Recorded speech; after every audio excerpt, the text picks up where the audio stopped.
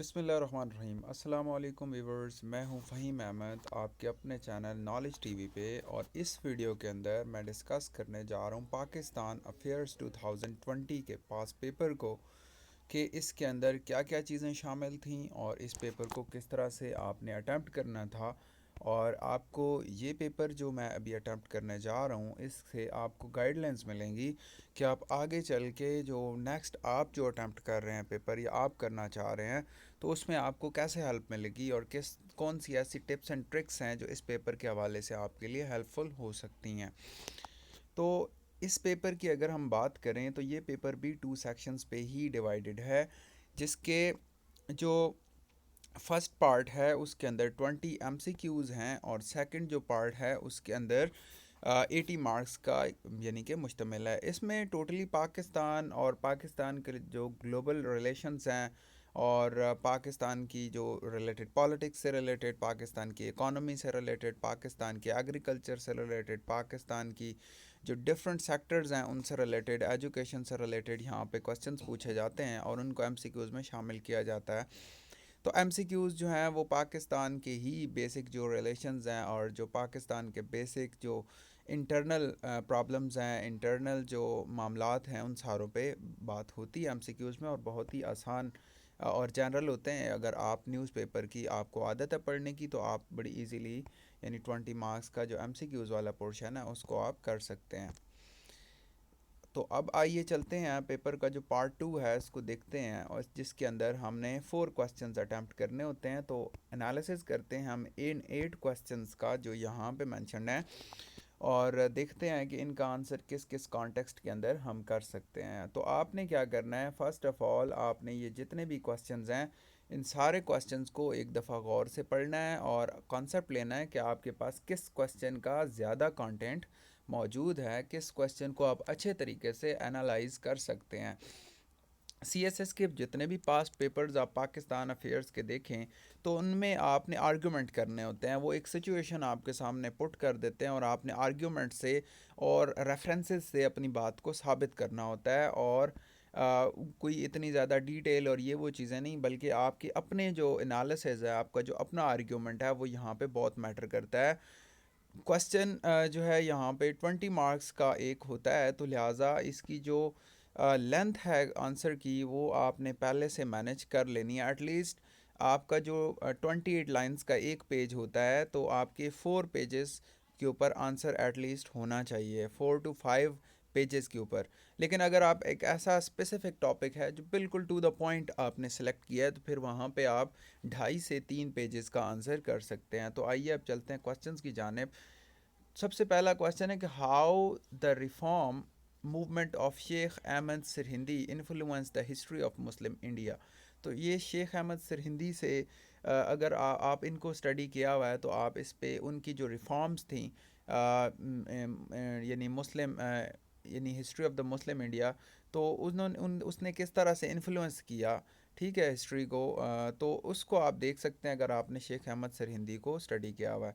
Second ہے China Pakistan Russia cooperation will find suitable support mechanism in Shanghai Cooperation Organisation. آپ کے لیے ایک ٹپ یہ بھی ہے کہ آپ لازمی طور پہ اس کا جو کانٹینٹ سی ایس ایس نے جو course out line Pakistan affairs کا دیا ہوا ہے اس سارے کو گو تھرو ایک دفعہ لازمی کریں۔ اس میں جتنے بھی آرگنائزیشنز ہیں، ایس سی او ہے اس میں، او آئی سی ہے اس میں، باقی جتنی بھی آرگنائزیشنز ہیں، ڈبلیو ٹی او ہے اس میں، جتنی بھی آرگنائزیشنز ہیں سب کو اسٹڈی کریں اور سب کے رول کو، یعنی کہ یہ آرگنائزیشنز کو لازمی لے کے آتے ہیں ایک یا دو کوسچنز کے اندر۔ نیکسٹ ہے ہمارے پاس what are the major provisions of Simla Agreement 1972 between Pakistan and India and how it was helpful for establishment of a durable peace in the region۔ تو اب یہاں پہ جو سملا ایگریمنٹ تھا اس کو آپ نے اسٹڈی اگر کیا ہوا ہے تو اس کے جو اہم پوائنٹس تھے ان کو آپ مینشن کر سکتے ہیں، پاکستان اور انڈیا کے درمیان جو ہوا تھا اور کس طرح یہ دونوں جو ممالک ہیں ان کے درمیان امن قائم کرنے کے لیے اس کا کیا رول تھا۔ تو یہاں پہ آپ اپنے کویشچن کو 3 to 4 پارٹس کے اندر ڈیوائڈ کر سکتے ہیں، کہ سب سے پہلے انٹروڈکشن دے سکتے ہیں کہ سملا ڈیپوٹیشن یا سملا ایگریمنٹ کیا تھا 1972 کا، پھر جو پاکستان اور انڈیا کے درمیان ہوا، تو اس پہ آپ 4 سے 5 پیراگرافس لکھ سکتے ہیں. پھر اس کے بعد how it was helpful to establish it, تو یہ کس طرح سے اسٹیبلش، پیس کس طرح سے اسٹیبلش ہوا، اب آپ کا سارا انالیسز ہے اوپر کے سارے پوائنٹس کو مد نظر رکھتے ہوئے.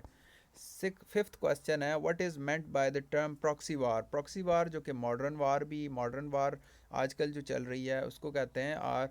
Are there any extrinsic factors at extrinsic یعنی بیرونی کوئی عوامل ہیں جو کہ اپنا کردار ادا کریں internal security situation of Pakistan, یعنی پاکستان کے اندرونی جو سیکیورٹی صورتحال ہے اس کے اوپر اثر انداز ہو رہے ہوں. تو اس چیز کو یہ بھی سارا انالیسس بیسڈ ہے. آپ کو جسٹ فرسٹ ایک پیراگراف کے اندر آپ نے پراکسی وار کو ڈیفائن کرنا ہے، اور اس سے آگے کون سے ایکسٹرنزک فیکٹرز ہیں تو ان کو ہیڈنگ وائز آپ یہاں پہ لکھ کے مینشن کر سکتے ہیں.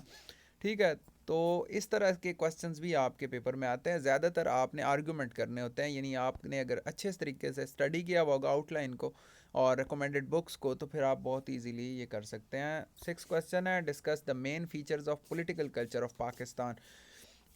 پاکستان کی پولیٹیکل ہسٹری پڑھ لیں 1947 سے لے کے کرنٹ جو چل رہی ہے یہاں تک.